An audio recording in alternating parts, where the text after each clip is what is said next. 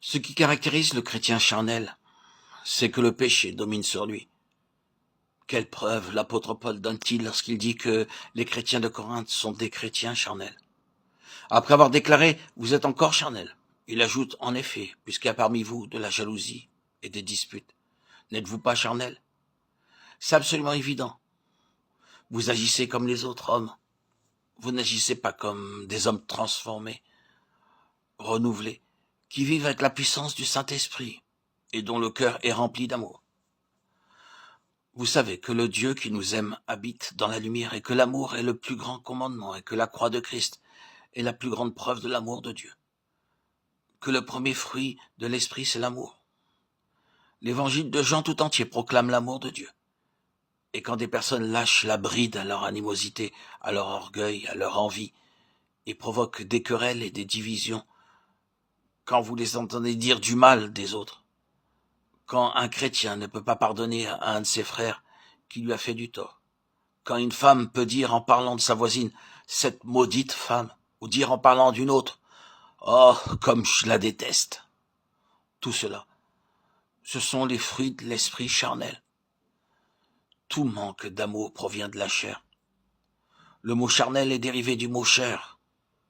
La chair est égoïste, orgueilleuse et sans amour. C'est pourquoi tout péché contre l'amour chrétien est une preuve que celui qui le commet est encore charnel. Vous dites, j'ai essayé de remporter la victoire, mais j'ai échoué. Je désire vous faire comprendre qu'il est inutile d'essayer de porter des fruits spirituels, alors que vous êtes encore charnel. Vous devez d'abord être rempli du Saint-Esprit. Alors l'esprit charnel sera vaincu, et vous marcherez dans l'amour.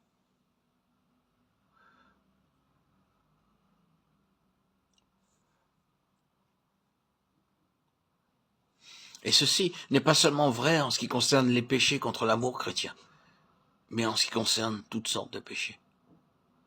Prenez par exemple la mondanité dont quelqu'un a dit qu'elle avait englué l'Église. Prenez l'amour de l'argent. Prenez l'amour du gain qui conduit tant de gens à la poursuite de la richesse.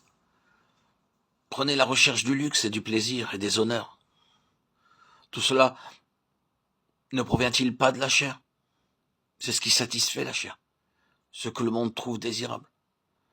C'est là qu'il trouve son plaisir. Et si vous vivez comme les gens du monde, c'est la preuve que l'esprit du monde est en vous et que vous êtes charnel. Car l'état charnel est prouvé par la puissance du péché. Quelqu'un me demandait dernièrement, que pensez-vous du manque d'amour de la prière? Il désirait savoir comment on pouvait acquérir l'amour de la communion avec Dieu.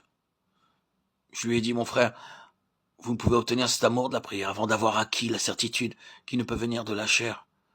La chair ne peut se plaire aux choses de Dieu. C'est là que réside votre difficulté. Il ne s'agit pas de dire ou d'écrire dans votre journal « Je prends la résolution de prier davantage ». Vous ne pouvez pas vous y forcer.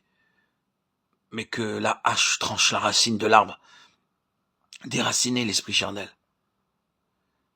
Et comment peut-il être déraciné? Vous ne pouvez pas le faire. Laissez le Saint-Esprit venir et condamner le péché, et faire mourir la chair.